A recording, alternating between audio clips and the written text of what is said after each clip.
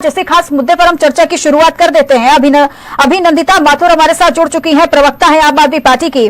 खेमचंद शर्मा हमारे साथ जुड़ी हैं, प्रवक्ता हैं बीजेपी पार्टी के।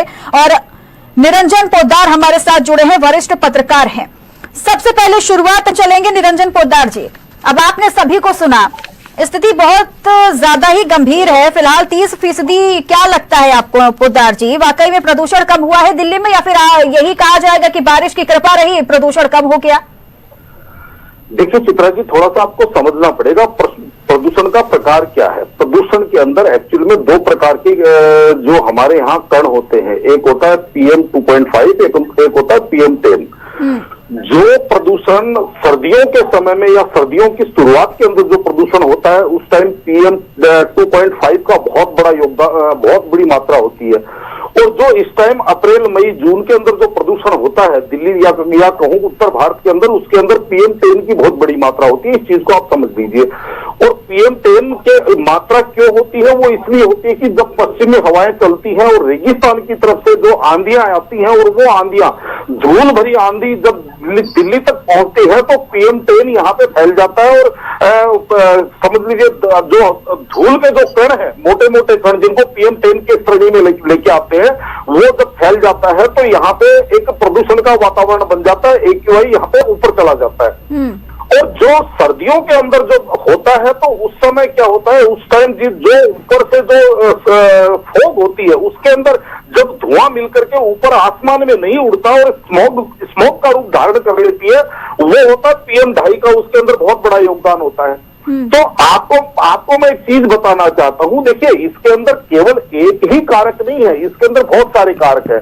अब जिस तरीके से इस बार बेमौसम की बारिश हुई, आपने देखा होगा कि फरवरी, मार्च और अप्रैल लगातार हर 10 दिन 15 दिन के बाद में बारिशें हो रही है, जिससे पश्चिमी जो हवाएं, जो धूल भरी आंधियां जो चलती हैं, और वो आंधियां जब एक समझ लीजिए वातावरण को दूषित करती है, तो इस बार उनके ऊपर निश्चित रूप से उसमें फर्क पड़ा है। और जो उस समय जो सर्दियों के समय में जो प्रदूषण होता है, उसका उस समय सबसे बड़ी जो भागीदारी होती है वो वाहनों से निकले हुए धुएं से होती है। इस चीज को भी आप समझिए। और वो उत्तरोत्तर गिर क्यों रही है, वो इसलिए गिर रही है कि दिल्ली के चारों तरफ जिस तरीके से ईस्टर्न पेरिफेरल बन गया है, वेस्टर्न पेरिफेरल बन गया।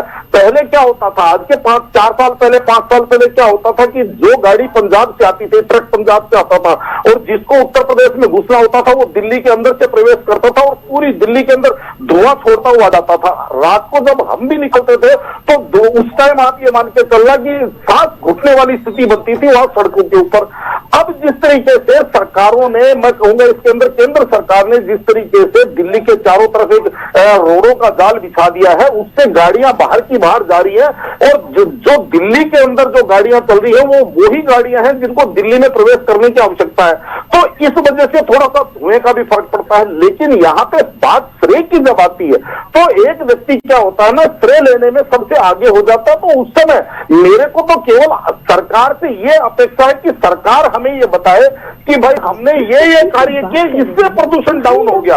सरकार ये तो बता रही है प्रदूषण डाउन हो गया, अभी ये जो बता रही है कि हमने नवासी जो है वो रोड साफ करेंगे। अरे भाई, इसके लिए तो अगर शीला दीक्षित जी, स्वर्गीय शीला दीक्षित जी को अगर आप धन्यवाद दें तो मैं कहूंगा दिल्ली वालों को सबसे ज्यादा धन्यवाद उनको देना चाहिए कि उन्होंने यहाँ पे डीजल गाड़ियों, मतलब जो सरकार डीजल बसों के अंदर CNG लागू कर दी। और जिस तरीके से जो डक्का मार यहाँ चलते थे, जो सबसे ज्यादा प्रदूषण कारक करते, उनके ऊपर उन्होंने प्रतिबंध लगाया। मेट्रो का जाल बिछाने की उन्होंने शुरुआत करी।